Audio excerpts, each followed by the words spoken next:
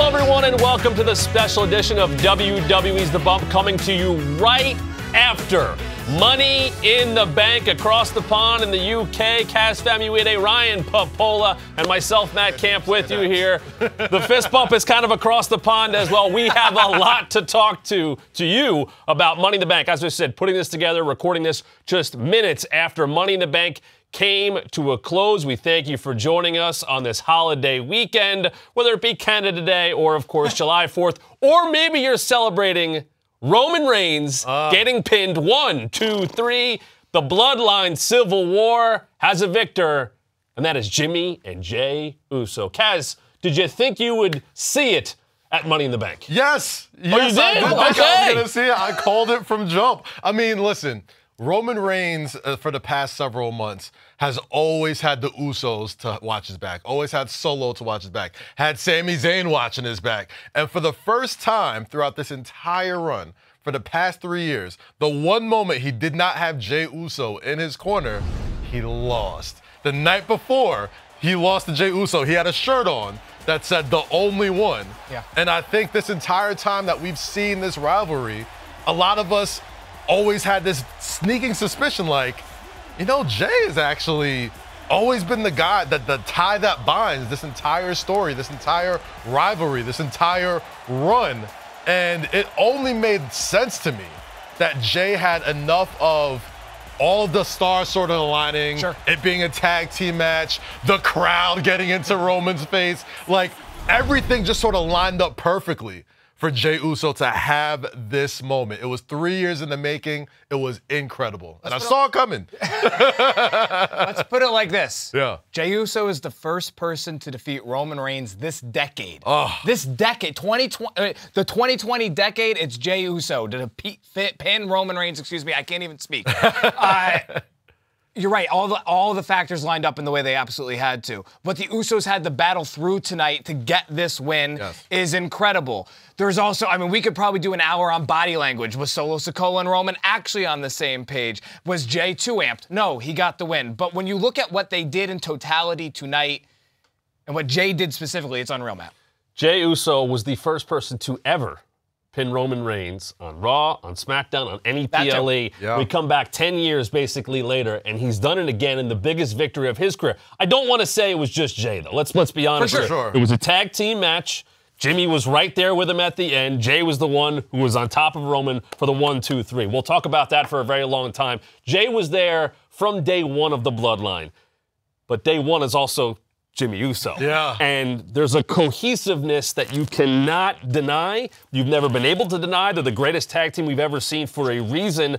And a tag team cohesiveness will always matter more than, I think, Roman and Solo coming together. We saw it when Kevin and Sami faced them at Night of Champions. They lost. A lot of story going on there. But this was straight in the middle of the ring. The Usos beat Roman and Solo, showing how good they are. But I think along the way, from the day the Bloodline started, there were elements that Roman has given to Jey, has given to Jimmy, and they were on display on SmackDown, and they were certainly on display throughout this match. I'll say this. At Night of Champions, Jimmy Uso told Jey, I'm doing what you should have done a long time ago.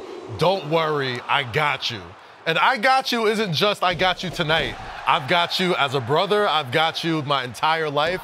And I had you tonight at Money in the Bank. And when it was time for Jey to rise to the occasion, to hit that splash, to get those super kicks in, Jimmy always made sure Jey was right there to take advantage of those moments on Roman Reigns. Look at what we're seeing here, to your point. Yeah. Separation, right? Roman's telling Solo, go do this, go do that. The Usos always work better as a tandem. This was Roman kind of directing traffic, which he can do when he's planning things out. But in a tag team match against a team like the Usos, not quite as easy. The cohesiveness, Ryan, I thought was the difference. Well, it's the difference between one before this total tag match together and, day one-ish, as we go, right? But seriously, I mean, the other thing is, at one point in this match, Paul Heyman, Roman's on the outside, and he says, your sons are going to sit at his, pointing to Jey, and and Roman, we all saw it, we all noted it in the room together. The look on Roman's face changed. He had seemed a little chaotic before that, and the demeanor totally changed. And even after that moment, if you told anybody in the last 3 years what Roman Reigns has done, that he got that look and then was going to lose, I think we all would have been like, even you, but even you. Ryan, I'll tell you, this is the first time in 3 years Roman Reigns did not look confident. I agree with that 100%. It wasn't just about the match. It was the atmosphere. It was seeing everybody calling those chants that we probably can't repeat on this show.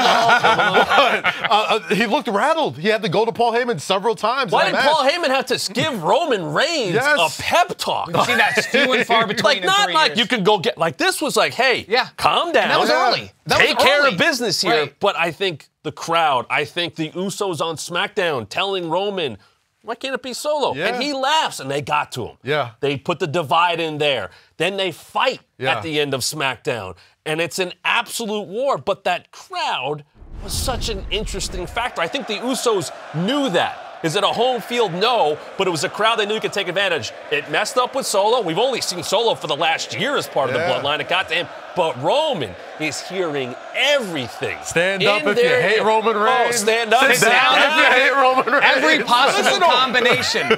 He's got to worry about the Usos, and he's listening to that crowd, a crowd that has given him plenty of grief throughout the entire run of the bloodline, but he couldn't get them out of his head. Matt, we're going to talk about it later in the show, Ryan, as well, when John Cena came and said, hey, we hear what you say back there. Sometimes the crowd feels like they're bigger than the show. And it was undeniable. And that's the thing. Look at him. And again, this is early on. I mean, like, and Roman coming into this already is dealing with his family falling apart around. He's thinking all of these things the crowd is saying to some degree, even if it's not the literal things that they're saying, right? This was just amplified times 100 for him, and that's from the jump. Ryan, Matt, we are huge sports fans, and we've seen so many times when long streaks come to an end. And it doesn't necessarily mean the person was better, but they were just better that night. Sure. Better that night. Some of the best consequences just sort of lined up, and that's what we saw tonight. I mean, Jey Uso and Jimmy. To that exact point, Brock Lesnar couldn't do this. John Cena couldn't do this. Edge, Rey Mysterio, Cody Rhodes,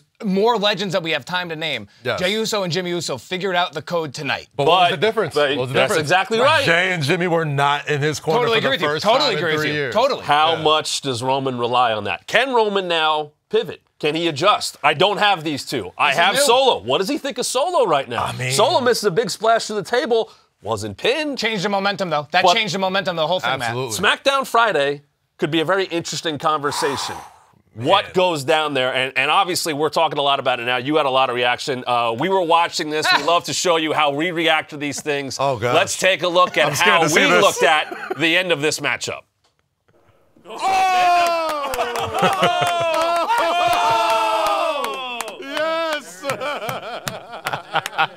Yes! Yes! I don't feel as threatened anymore. I don't feel as threatened anymore because he lost, but I just want to say we were reacting to something we were surprised to see because we haven't seen in 3.5 years. By the way, sorry, Baron Corbin, you no longer have that accolade anymore. It belongs to Jey Uso and Chef Reactions. There's a freebie for you out there as well. But I do want to get back to what we saw in the match with the crowd. Yes. Yeah. That was a very Roman main event for a while. Slow, methodical, grind you down. Don't let the Usos get into what they can do. They tried to slow that crowd down. They couldn't. Roman couldn't shut them up. Yeah. The Usos fed off that. They knew they just kind of had to hang in there. They had to find that next wind. And they did. But I think about everything that we learned, the low blow kick out. Knowing everything Roman's going to throw at you. But Jey kicking out of a spear. Jey being aired, the referee got knocked out. It looked like it was over for the Usos. Looked like it was over for Roman. Roman's look after they did that spear spike combo. Paul Heyman was in tears after the Usos kicked out of the spear spike combo. Yeah, you know what? If you knew it wasn't going to be Roman and Solo's night, it's when Paul Heyman is crying at ringside. Paul Heyman talked to Caleb Braxton, our own Caleb Braxton, before Money in the Bank. And he was very somber, and I thought he was full of it. I thought he was just, Caleb, you're not going to get anything out of me. And he was very somber, and it's not going to be PG, and you're not going to like what you see tonight.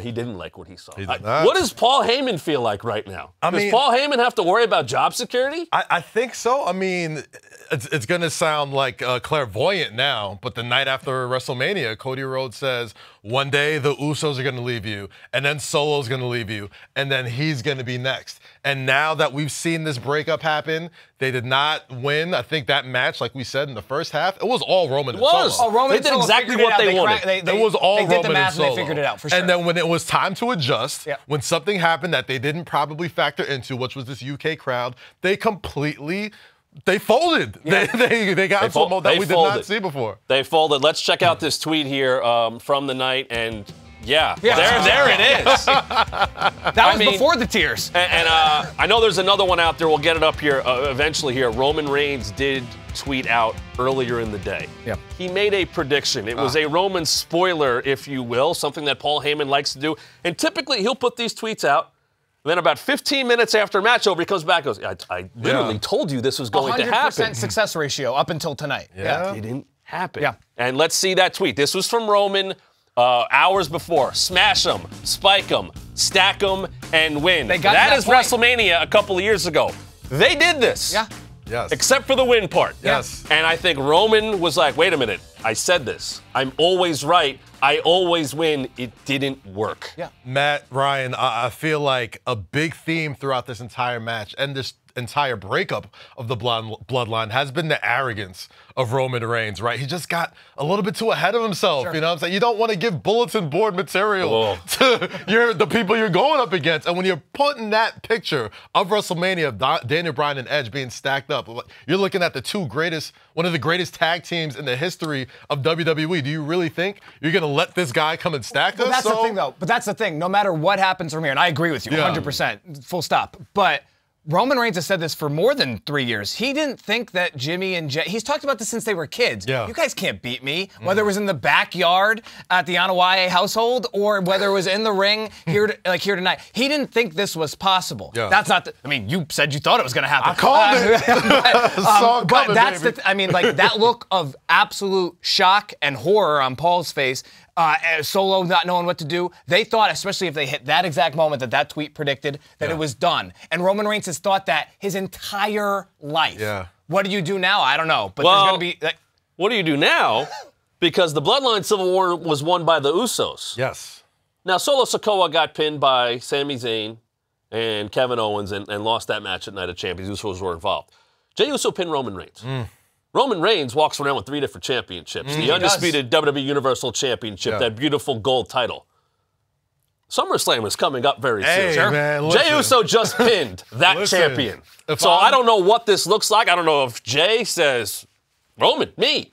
Does Jimmy say the same? Do they both say it? Do we see a triple threat? I think all of these options should be in play, and Usos has every right to think that way. I mean, listen, I love me some Jimmy Uso, but Jey Uso did get the pinfall. I don't know if he's in front of Adam Pearce's door tonight, Triple H's door, whoever. He doesn't have somebody to advocate for him, so he's got to go and knock on doors and advocate for myself. Hey, I just pinned the undisputed world champion.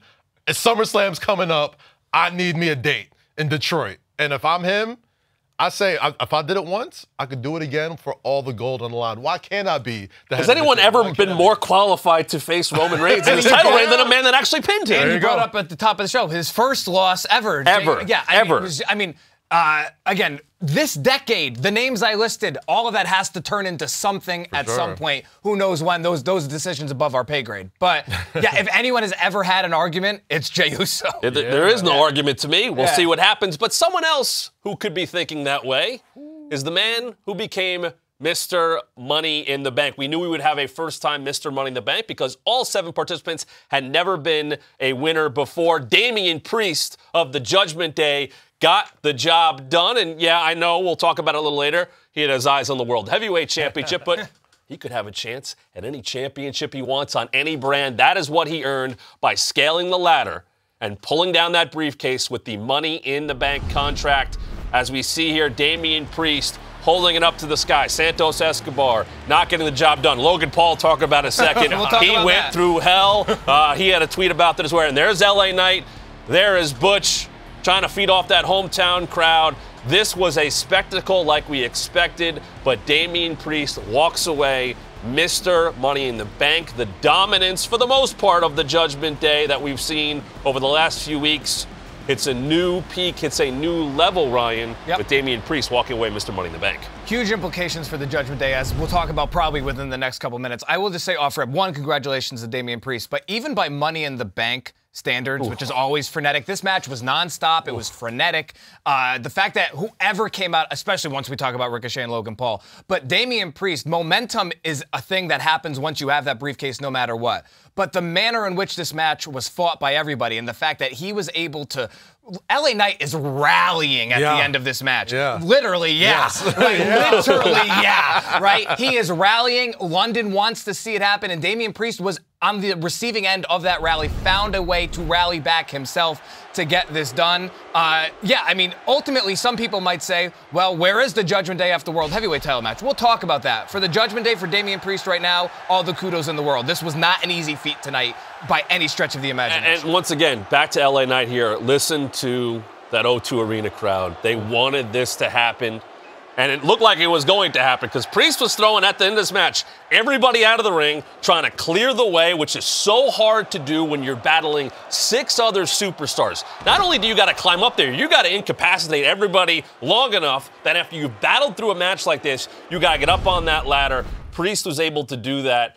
But if we talk about LA Knight, I think a lot of us, I thought he could win. Yeah. There was a lot of that fan support out there that wanted him to win.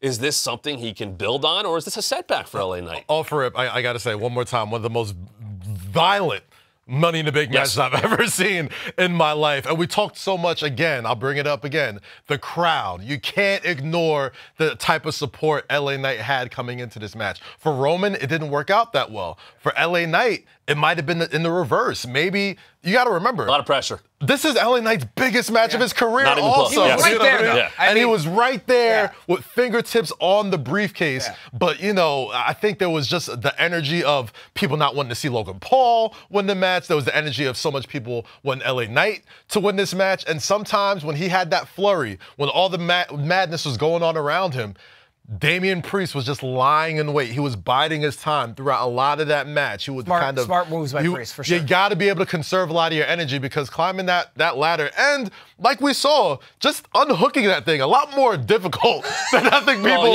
give credit for. You got to balance on the thing. You're 12 feet in the air. You got to make sure you're unscrewing the whole thing. So there was times I thought LA Knight had it in his hands. And maybe he was so amped up that he didn't have the moment to sort of just pick it off of the hook right there. Damian Priest made the moment matter. And now, like you said, there's so many implications when it comes to the Judgment Day, when it comes to the World Heavyweight Championship, when it comes to the Undisputed World Championship. Or anything else. Gunther, or anything Austin else. Theory, Like, Carmelo Hayes, who was right on the show a couple of goes, I'm watching closely. I know what could go down. But I wonder if Damian Priest, the main event of Backlash against Bad Bunny, the spotlight he has had on him, Judgment Day, absolutely running roughshod. They're never down for long. And look, he had a World Heavyweight Championship match with Seth freaking Rollins a couple weeks ago. Did not win that match. Look how he has been able to bounce back. Biggest victory of his career. We have seen him hold the United States Championship. He was the North American champion in NXT. I think there is something to be said for the fact that he's been in these spotlights before. It was LA Knight's biggest match of his career. Priest has been here before. I think ultimately those setbacks in those huge spots don't necessarily matter once you reach a spot like this, right? Yes. It's like for LA Knight, I don't know if he was too amped up. He was right there. Yeah. But yeah, Damian Priest has cracked the code over the last several months, especially, but even really since WrestleMania 37, in my opinion, as to how to, once I am in this spot on this night, how to get it done. And you're right, he wrestled a really smart, people don't always say that in a Money in the Bank ladder match, right? Oh, you wrestled a smart match. People think of them as demolition derbies. Yeah. He wrestled a really smart match within the confines of a Money in the Bank ladder match. That shouldn't go overlooked. To the point that he was able to come out later on and at least tease that he could cash in. He wasn't in the bad enough shape. And by the way, you know who it was? Logan Paul was in some pretty well, let's talk about this. shape. Because Logan Paul, we saw him in there with LA Knight. We saw the back and forth they've had. He dove over everybody once he was, found out he was in the match. But Logan Paul got put through a table in the most angry, violent way possible by Ricochet. I know he, talked about it after. I love this sport, he said. He's cut up on his back. He's got bruises everywhere. I love the response. I'd like to show you what we thought as we watched Logan Paul meet the wrong end of a couple of tables. Let's watch this. Jeez. Oh my God, oh my God, oh my God, oh my God, oh my God. Yes. Oh. Yeah. Watch out for the ladder. Yeah. Watch Yeah. out. I've seen a million Spanish flies in my life. I've never seen somebody take a Spanish fly through a table face first off of the middle rope. I was absolutely floored. By the way, Ricochet on Twitter said, and I would do it again. I know he would, because he's a maniac. I just want to say this. I have been watching sports entertainment since I was 7 years old. I'm a lot older than that. I have never, ever seen anything like that. How Logan Paul is able to tweet anything, Matt, after the He was standing up. Yeah, and saying that he loves this, good on him. People can say whatever they want about Logan Paul. I think we have the tweet. We do have that tweet. People can Logan. say whatever they want. This dude. I like this. I like it. It's as It's about cut that and life, dry. man. Yeah. Like, you got to give it to him. Like, no matter what you think be about back. Logan Paul, he's going to be back and he'll be back for more. The Spanish fly was Logan Paul's head turned in a way that I've never seen a head turn, and then his head in that turned position went through two tables. I don't know, man. Good on Damian Priest, but also good on Logan Paul. Unreal. Royal Rumble, and now this. Yeah. And Ricochet saying I'd do it again. Well, We do a show here called The Ultimate Show. I like to just throw this out there. Ricochet versus Logan Paul. Can we make that happen, Can we? please? I would love to see it. What I would also love to see is the fact that our own Kayla Braxton was able to catch up with Mr. Money in the Bank, Damian Priest, after the biggest victory of his career. I am here with the new Mr. Money in the Senor Money in the Bank, Damian Priest. Congratulations. How does it feel to be holding on to this contract, which you know has huge implications? It feels right, Kayla. It feels like this contract is exactly where it belongs. It belongs in the hands of someone who's not only ready, but is here to take the next step and become un campeón. Well, I'm sure you've already been kind of mulling over your potential plan for that contract. Can you share any of that with us? Well, if I do that, then where's the surprise? You know, there's a lot to consider, and I'm considering everything, all the championships. But I have my eye on one, and, well, you'll know soon enough, you'll know. All right, well, listen, we are here in London O2 Arena. The crowd was absolutely insane out there. What was it like for you to win this contract in front of some of the most passionate fans in WWE?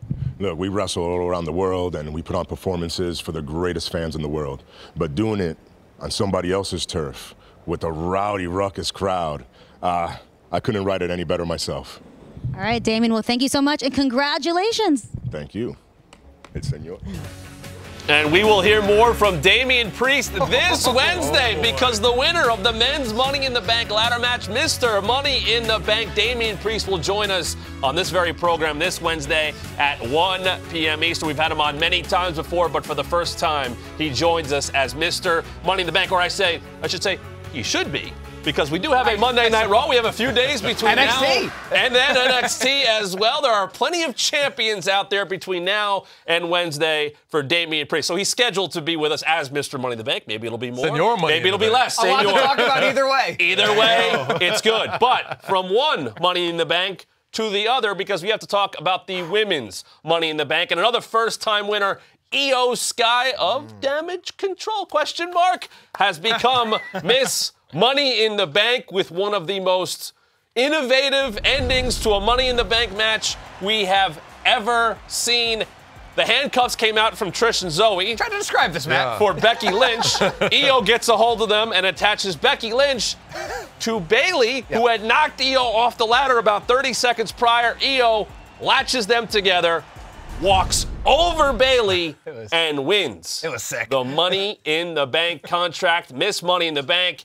Io Sky, congratulations to her. I thought she could get it done, but she had to get through Bayley to get the job done. Well, the whole week leading up to this, the conversation was, this is fascinating. There are two pairs in this match. How will these two pairs coexist within it? It was clear Zoe Stark was going to acquiesce to Trish to get the break. Yes. So we saw that. We saw it very early. We also saw Bayley and Io, what looked like they were trying to position the ladder. No, they weren't on the same page, Kaz. They just weren't on the same page. And then later in the match, Bayley might say that when she pushed Io straight up off the ladder that she wasn't sure Io was up there. Io knew. No, Matt, they weren't on the same page. Of course he knew. Ultimately, Io Sky had to battle through a lot. And like you said, she's not the genius of the sky. She is. She's also just a straight up genius. Yeah. Because, Becky and it looks like it's Becky or Bayley's match to win in the final moments of this match. Io battles back from a ton, and this is as innovative a conclusion to not just a ladder match, but a match as I've ever seen. Io deserves this full stop. Incredible performance all the way around. The genius of the sky needed a genius way to win this match, and that's exactly what happened. It wasn't even her handcuffs, which was the crazy part. Like, just the presence of mind to be like, oh, I could just do this. Yeah. And just knowing how physics works and knowing you won't be able to climb that ladder just takes really quick thinking on her feet. So shout out to Io Sky for that finish. As far as how damage control factors into everything and how Zoe Stark and Trish Stratus and everybody, there was these pairs sort of going on, and lost in the midst of all that is like Zelina Vega, who pulls off this insane Code Red. Yeah. I almost called it a Spanish Fly. I'm still thinking about Logan. The Code Red off the top of the ladder, which would have put many random folks out for good, but they still kept going. And then Io Sky, I mean, she's had such an incredible year. Here it is. I mean, again. Oh, well, let's talk about this right here. This is textbook Io. I just want to say real quick. Yeah. I mean, doing this. A moonsault off the ladder is crazy. Doing it off the top rung adds increase of difficulty about tenfold. Again, picture perfect form. I guess maybe we should have known at this point it could have been her night. But Trish. Watch this here, by the way. Trish to the ladder. Welcome back to the Hall of Famer. Not saying thank you to Becky on that one. And then, remember, these were introduced to the match by Zoe and Trish. Before this, Becky put one end of the handcuff in the mouth of Bayley and fish hooked her with a handcuff, and then they get attached together. I will say this. Sanitary. It's not sanitary. Nobody's scared about being sanitary in a Money in the Bank ladder match. Becky was able to separate herself from Trish and Zoe. Yeah. Which I thought was interesting. I thought she might get too caught up in that. She did for a time, but she did it for the right reason. She still wanted to pull that briefcase down first and foremost. Yeah. Bayley knocked Io off, which, by the way, I don't have a problem with that. She didn't do anything wrong. No, she didn't do Bayley's anything wrong. objective is to win the match, just like Io's objective is to win the match. I would hope Bayley would understand exactly what Io did to win. We'll probably hear more about that on Friday. They worked together for a little bit. I love Michael Cole's line. Bayley doesn't enjoy anything. They were chanting for her. They sang for her on Friday at SmackDown. They sang for her again. She doesn't like it. If she enjoyed not a big fan of the song. The singing, maybe it would have helped her win. I'm just throwing that out there here. I don't think things are done between Zoe, Trish, and Becky. Definitely not. We'll see where things go with Bayley and Io. Hopefully Bayley is supportive of her damage control mate. But the fact that Io was able to say, yeah, you knocked me off, and then I put you with Becky the hard way. Right, but you agree with that, right? I mean, Bayley didn't do anything wrong. Right. Io didn't do it. I mean, I don't know what conversations they had in the week leading up to this, but ultimately the objective is to win the Money in the Bank. I don't think anyone should be bashing on Bayley after the fact, and no one is going to bash Io. But Bayley is in her hands are clean as far as I'm concerned. Whether she can be supportive, you can believe that if you want to. The way I'm looking at it is, this is an opportunity to change your career. You have Rhea Ripley as a world champion. You have Asuka as a world champion. You got a lot of history Tiffany with Stratton Asuka. in NXT. Yeah. You got Tiffany Stratton down in NXT, and Io Sky has already shown in NXT how much of a difference maker she is as a champion. There's so many options here, and now she has all the power because of that briefcase. She was focused on what she needed to do, and our own Megan Morant caught up with Miss Money in the Bank, Io Sky.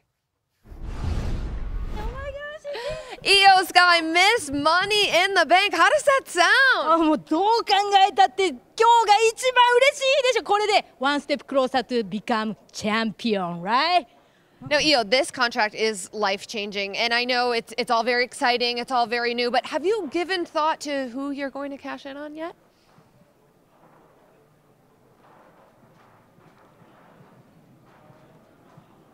whoa!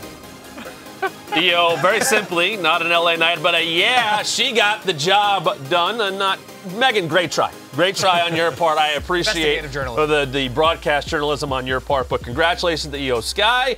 We'll see where things go for the brand new Miss Money in the Bank. Let's talk, though, about championships, and let's talk about the World Heavyweight Championship. I thought this one was personal because it was about a championship, and Seth freaking Rollins, I'll say this, I think he survived. I think he overcame a very game Finn Balor, knowing that Seth was at less than 100%, no doubt about that. But Money in the Bank for the men opened up the premium live event. So Damian Priest walked out there in that match, said, I got it right here. Yeah. I got it right here. Seth was kind of in control when he did that. He got up and looked at him and he said, I see you. I see you with your briefcase. And then Finn goes up to the top rope. Looks like he's going to hit the coup de grace to win the thing. And Damian stood up again. Did he stand up because he thought about Seth, or did he stand up to stop Finn from winning that championship? Matt, I got to tell you, man, this feels more like Finn lost the match more than Seth won it, right? Like, Finn had an opportunity to really take advantage of an injured Seth Rollins who had his ribs stomped on a zillion times in the past several weeks. By Finn. By Finn, Yeah. you know what I mean? And the moment Damian Priest comes out, you heard Finn at the end of the match. This was 7 years in the making. This is something he was waiting for his entire time. He had to have known going into this match, especially after Damian Priest won the Money in the Bank briefcase, that this was a possibility. Don't take your eye off the ball. Yeah. You got your man down there ready for the coup de grace. Finish the job, and then worry about your boy with the briefcase. All I wrote in my notes is, to be fair to Damian Priest, all the dude did was stand up. I mean, like, that's what I'm saying. That's what I'm saying. To stand up. Right, sure, I don't disagree, but I agree with you 100%. I mean, Finn Balor, Seth Rollins is down. Right. Seth Rollins is down. If we're doing an episode Damian Priest is stretching his legs for all he knows. If we're doing an episode of The Bump and we're going one-on-one and you come in with a briefcase and you're taking over the show and you stand up, I'm going to focus on tweets like this. Really, the sweet. I really expect him to cash in. He walked out. It was a mind games from Damian Priest. I don't know. He has watched Mr. Money in the Banks, Miss Money in the Banks. He ruined it for Finn. I don't think know. Finn would I don't agree agree. with that in the moment. I think Finn would agree with that in the moment. Why not let Finn win? Why not let Finn, if you think he's going to win, put him down right there, and then But let's is standing have up indicative of ruining Finn's He concentration? picked quite a time to walk up. Yeah. I've known you for stand 4 years. up. We've both stood up. It's. But that's not, he's not just standing up. One, that's my boy. We're both in the Judgment Day. felt Are the you here moment. to help me? And two, now you got this briefcase. Are you here to help me or are you here to hurt me? I don't know. I don't know. I'll take a minute to look over. I mean, it's definitely what cost him. But at the same Oh, time. well, that's undisputable, right? At the same time, it's like, man, listen, you're my boy. We've been in this group for as long as we've had. We've run roughshod over Monday Night Raw for the past year.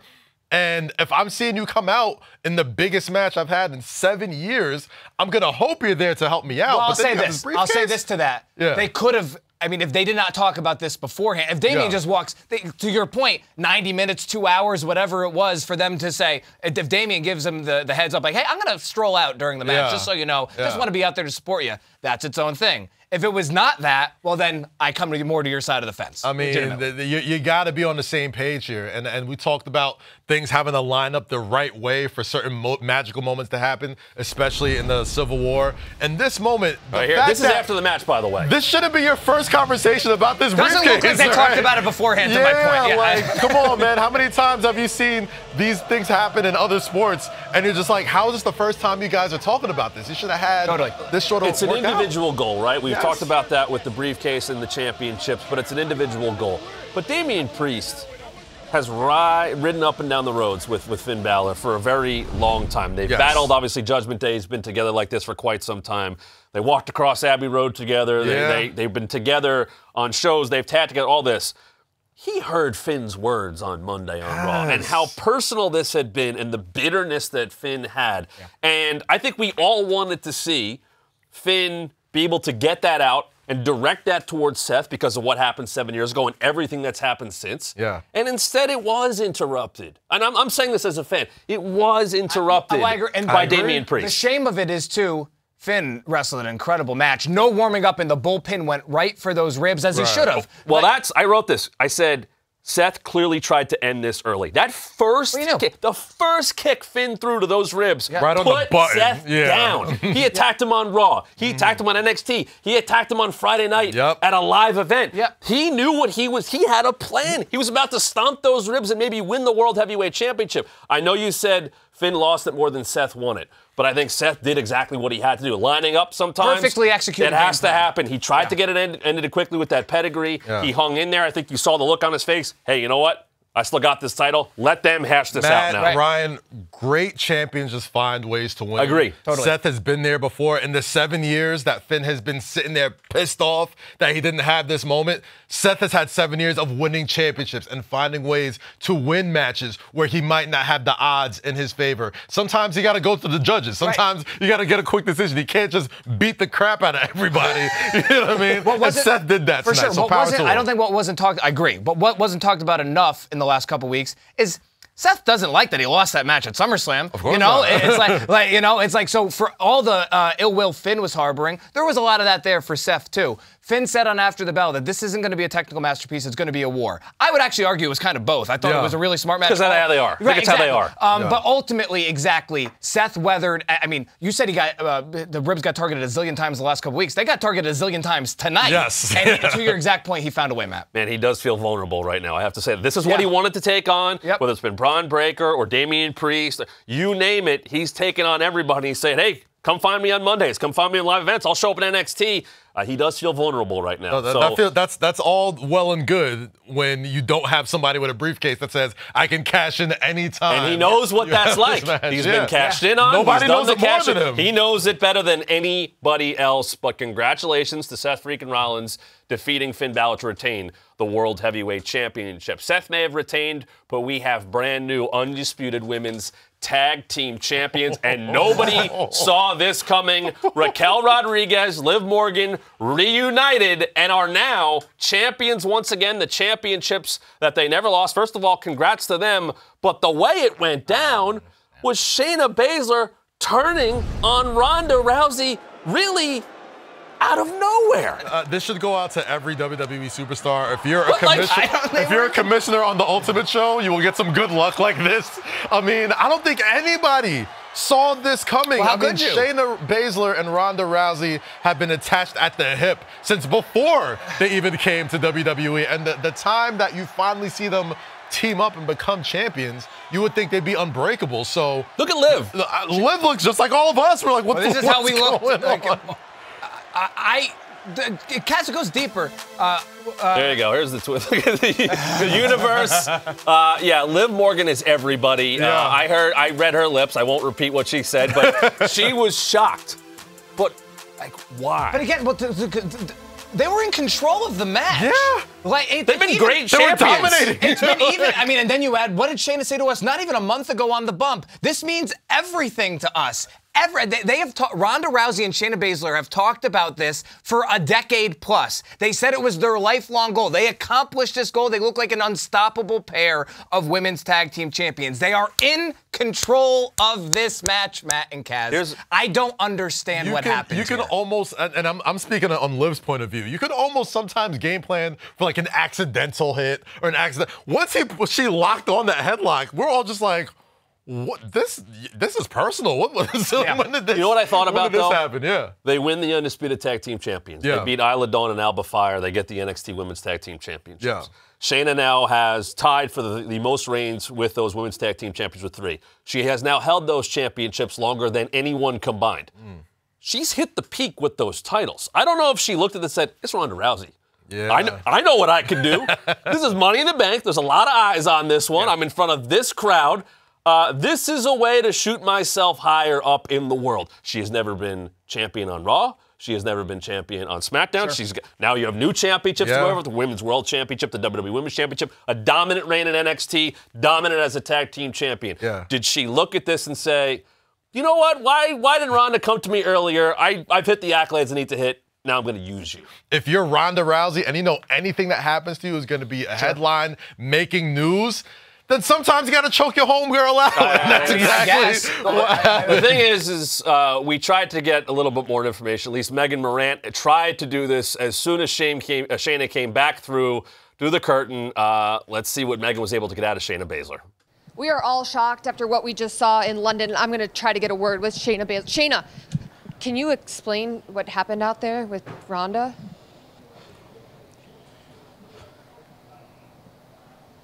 Nope. I did notice Shayna repost some old tweets of, oh yeah, this is the only way that Shayna was going to get a championship, and she needs Ronda's help to be in the spotlight. The spotlight was taken, and this was Shayna's tweet. let the galaxy burn. She loves this chaos. Oh my God. I mean, clearly. I guess all that stuff will factor in, right? But we couldn't have seen it coming in any galaxy, much less the one that happened. And to flip the conversation a little bit, though, Liv Morgan now has 3 victories over Ronda Rousey. Let's talk about it. Like, let's talk about it. No one. I want to make this. Ronda Rousey has been in combat sports since she was a teenager. Yeah. No one has 3 victories over Ronda Rousey in humankind, civilization, other than Liv Morgan. Back-to-back years, by the way. Cashed in her Money in the Bank contract to defeat Ronda last year. She comes back and wins the WWE Women's Tag Team Championships, the titles that they never lost. What a way to win them. And there you go, Liv saying, and the world has healed and new. Love you at Raquel WWE. Let's talk about the champs now. They're now 2-time champions as a team. They were starting to kind of put it together before Liv got injured in that match a couple of months ago. I can feel that. We talked to Raquel in this very studio a couple of weeks ago, and she was saying, hey, you know, I can't wait till she comes back. I like throwing her around. It felt like that chemistry was starting to build, even though they had only had a few weeks as champions. Now they are champions once again.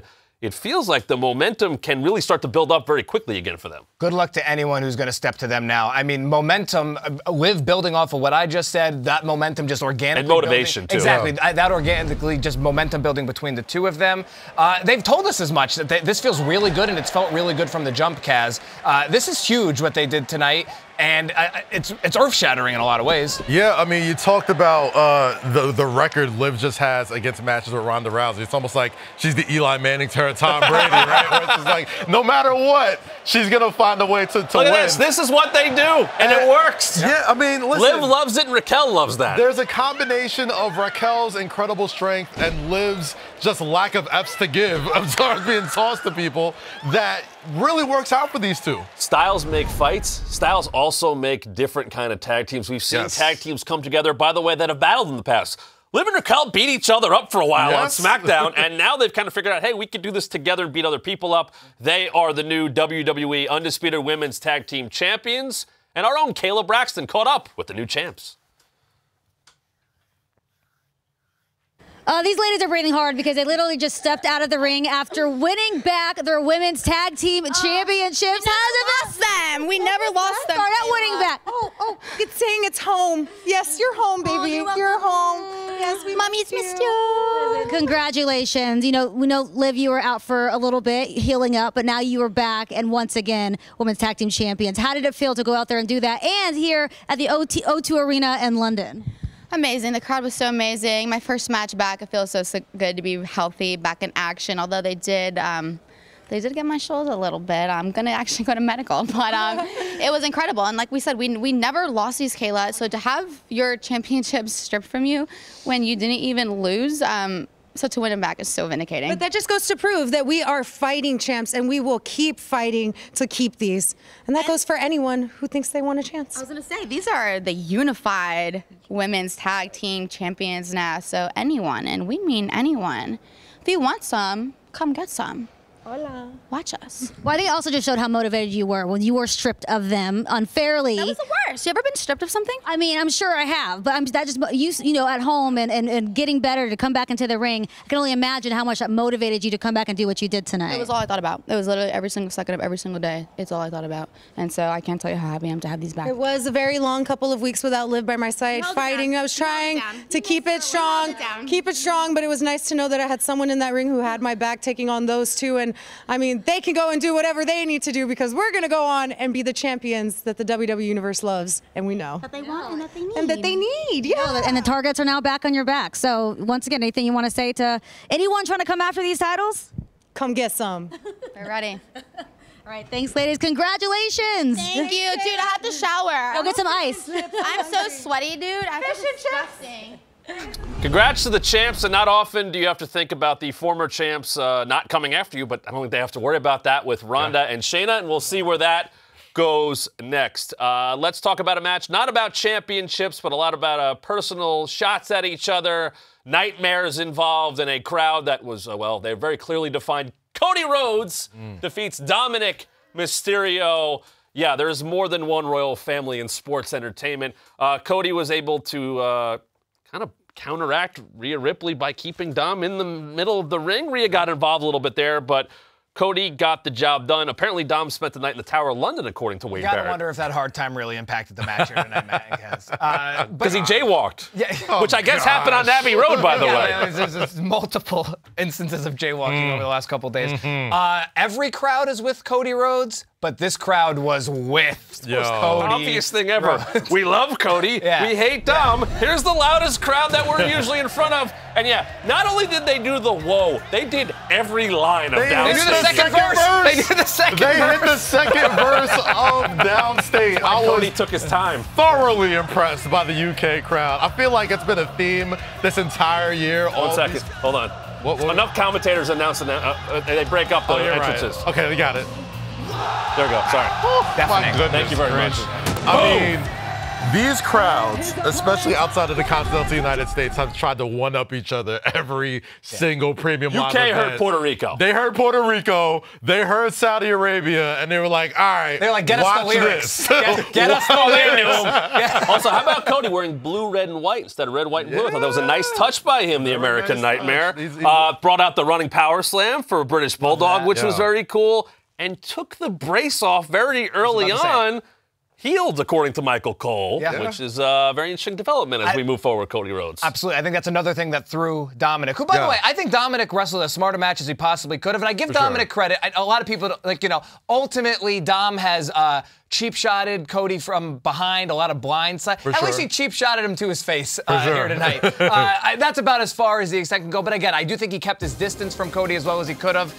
We have this here. Dom showed that he can hang with the best. Sure. I tend to agree. I mean, ultimately, Cody Rhodes has been in these spots before, Kaz, but I thought Dominic held his own. I gotta tell you, man. man, this almost turned into like a wrestling lesson for Dom Mysterio, right? Like, it kind of showed him, like, hey, we're both second-generation stars, but there's levels to this, right? Like, I showed you, he felt, even with the cast, just mentally, going in there thinking you're going to target this, he takes it off, he runs out, he looks completely healthy. That's one thing. Then he hits him with the Davey Boy Smith running power slam in the UK. That's another thing. The Alabama Slam, shout out to Bob Holly. First tag partner, absolutely. His first tag partner. So he was not only just beating Dom, he was teaching him a lesson, too. He was like, look at all these people that I've learned from that have made me get to this point where I'm one of the most in-demand superstars there is. Dom, as poppin' as he is, as much as this crowd hates him, and he still wrestled a very good match. Like I said, there's levels to this, and right now Cody is just a level above. That was Dom's first loss on a Raw, a SmackDown, or a PLE since WrestleMania to his dad. So take it for what you will. Cody was able to stay away from Rhea Ripley for the most part. She would get involved, as we're going to see right here, and this is the playbook, right, for Dom's victories, and he's beaten all kinds of great superstars. Yeah.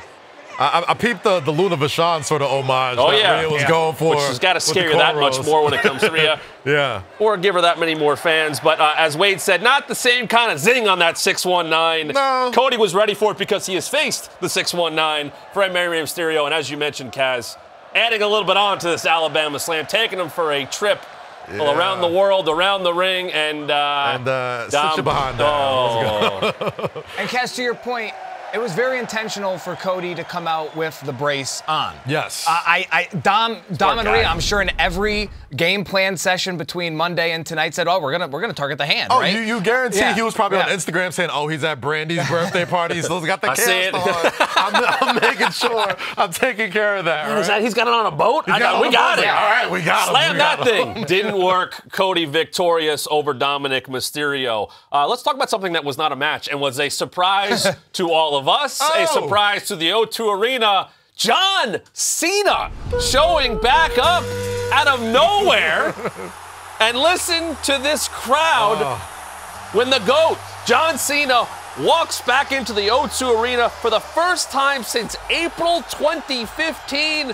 He was trying to have lunch the other day. He'd love to have all of these friends out there with him. Shout out to Nikki Tweets. And Stu got a lot of love. It was awesome to see John Cena.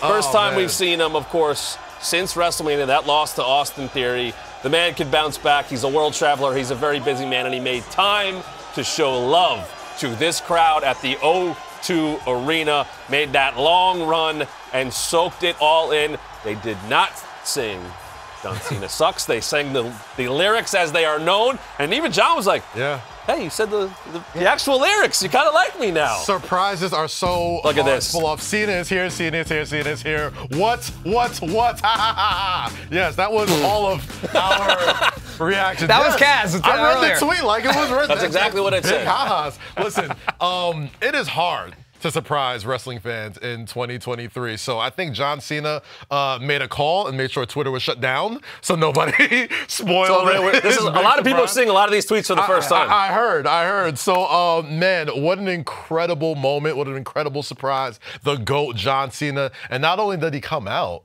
not only does he get into it with Grayson Waller, he teases WrestleMania in London. We've been thinking about, we've seen this almost feels like it's been a dry run for the past year, all these premium live events outside of the continental United States. And you know the UK has been dying for WrestleMania in London. Well, the only ovation louder than the Cena ovation was the ovation when he first uttered those words. Yeah, and just a little market research. That's all it was from John Cena. He's a marketer. He's a social media star in such a way. Now, speaking of social media superstars, it wasn't all nice for John Cena. He got interrupted by one of SmackDown's newest superstars, Grayson Waller. No one says no to the Grayson Waller effect. How about, can I enjoy some time with my friends? And before you came out here, my friends and I were trying to let the world know that WrestleMania needs to come to London.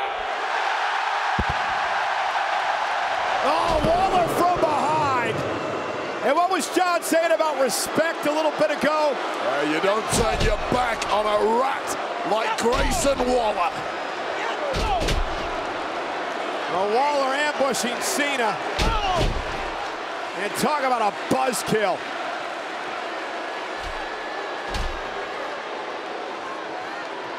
Oh!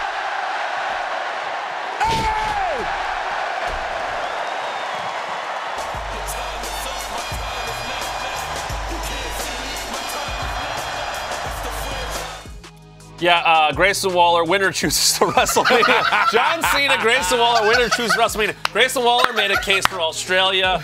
Grayson Waller, Aussie, John Cena, oh, very good. That's a good one there by Durr. Okay. I like that one a lot. Those are great tweets. That's a good point. Grayson Waller, they're mixing it up with Asuka, Charlotte Flair, AJ Styles, Logan Paul. Yeah. He's got Edge at MSG on the Grayson Waller effect. He got shut up, though. I mean, listen, he said he's a moment maker, okay? It doesn't mean he gets beat up in his moments, which is liable to happen, but he makes these moments. Yeah. And for the past several weeks, even back in NXT, the Grayson Waller effect has quickly become the most in-demand WWE show. For sure. He'll clip that out accordingly, by the way. And he'll just get the good moments of that. But to that point, like, you know, whatever happens in the moments after the moment, we'll see. Sure. But ultimately, he'll be better for being in the ring with John Cena, even for that little bit of time. He learns from it all. He takes it all in. And you know, John Cena can still go get that nice rub in Australia. I mean, the Grayson Waller market is pretty big over there. I like that John was like, let me just get this straight. What you can do for me, John Cena. Yeah.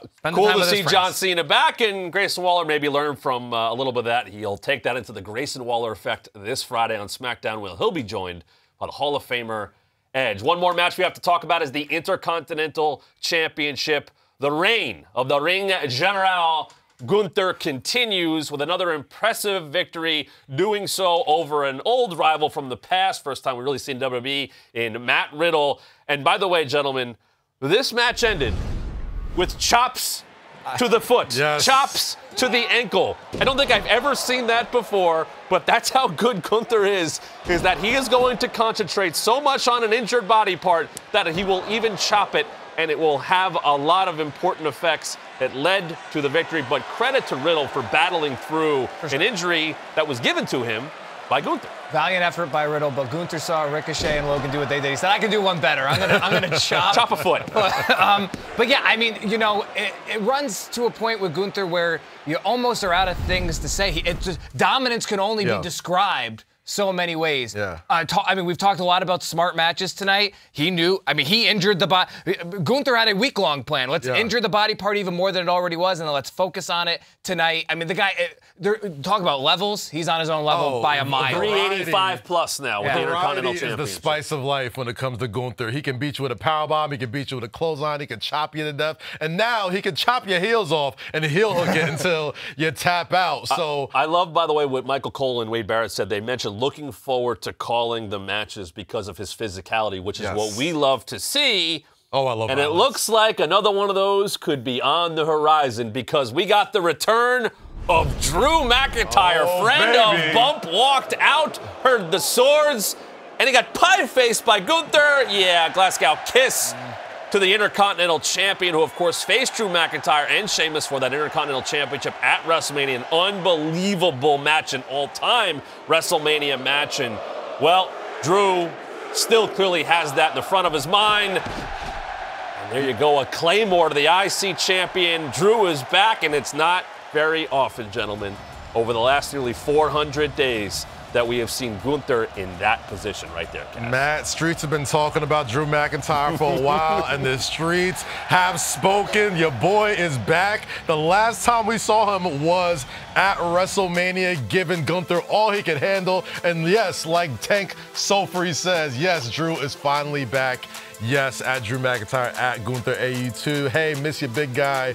Welcome back. I think we all miss Drew, man. I love Drew. He was, especially here at the Bump. Drew will dethrone Gunther. You heard it here first. Now, listen, we spoke about it. We spoke about it behind the scenes. We spoke about it here. There's lots of historic runs happening in the WWE right now, and Gunther is right in that same sort of lane, only a few months away. I know somebody We're getting close. We're getting very close. The honky-meter's getting close. The honky-tonk man is in play right now. So, I mean, this should be a thing. We should just start, Just like this, it's a very slow strum, Kaz. Just slow strums until this record is eventually broken. But he's got like an Oasis song. He's got a pissed off Scott in front of his face if he wants to make history. So obviously, I still think Drew's mad about what happened at WrestleMania. Absolutely. Sheamus was mad. Like, you interrupted my chance. Gunther pinned Drew at WrestleMania. It was a triple threat match. He told me this last year privately. I want Gunther one-on-one. Yeah. I don't know how that'll happen. We want Gunther one-on-one. I don't know. I don't want to. No. Rephrase that. No smoke. No Gunther smoke. No smoke. No Gunther smoke. Time out. But Ryan, Gunther Drew one-on-one Intercontinental Championship, the first singles championship Drew won in WWE. A little bit of the story heading into WrestleMania, but now part of the comeback now. Yeah, 100%. And ultimately, you're right. Very few people drop Gunther. Very few people drop Gunther right to his face like that. Ultimately, it's as big of a statement as Drew McIntyre can make because of how everyone was talking. He knew he had to make a major impression. He made that impression tonight. All right, that was all of Money in the Bank. I want to get some final thoughts here because what I noticed is the Money in the Bank contracts may be very divisive as it relates to those who won them. Io Sky climbed over Bayley, climbed over after handcuffing her, walked up there, became Miss Money in the Bank. Yeah. Damian Priest wins and gets involved, not physically, but his presence mattered. When Seth was able to defeat Finn Balor, we saw Finn and Priest arguing. There's been a little tension in Judgment Day in recent weeks that seem to have gone away. But there's certainly been that tension when it comes to Damage Control. These individual accolades could be problems for both Damage Control and for Judgment Day. I'm not sure either group survives this, quite honestly. I mean, that's not me being hyperbolic. That's not me wishing it upon them. It's just off of the very small sample size we saw tonight. Especially with Judgment Day. We're going to have to hear from Damage Control. But Kaz, I'm not sure I see either of them surviving I think that Civil War funk is still in the air. That too! Oh, by the way, the Bloodline's a mess as well. The Bloodline's a mess. The Judgment Day, you don't know what's happening there. Damage Control, you don't know what's happening there. Ronda and Shayna beating each other up. Not a good night for friends. Yeah, not a good night for friends in the UK. But, you put the briefcase, you put a title, you put an ultimate prize in front of people who are friends, family, whatever, and you'll see people do some unspeakable things to people that they'll call friends or family. Especially this time of the year, it's getting a little hotter because SummerSlam is coming up next. But I love the new tradition here.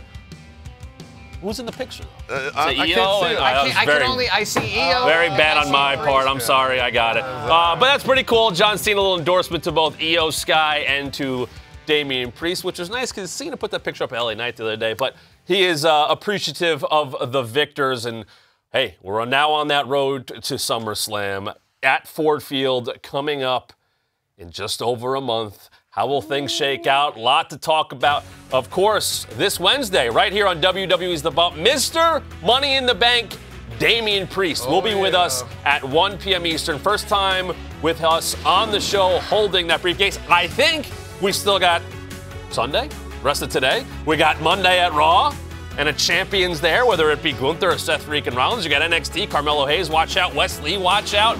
But yes, let's assume that Mr. Money in the Bank will still be holding that contract and maybe more or maybe less. We'll find out. For Kaz and Ryan, I am Matt Camp. Thank you for joining us. Thanks to our UK fans. This has been WWE's The Bump.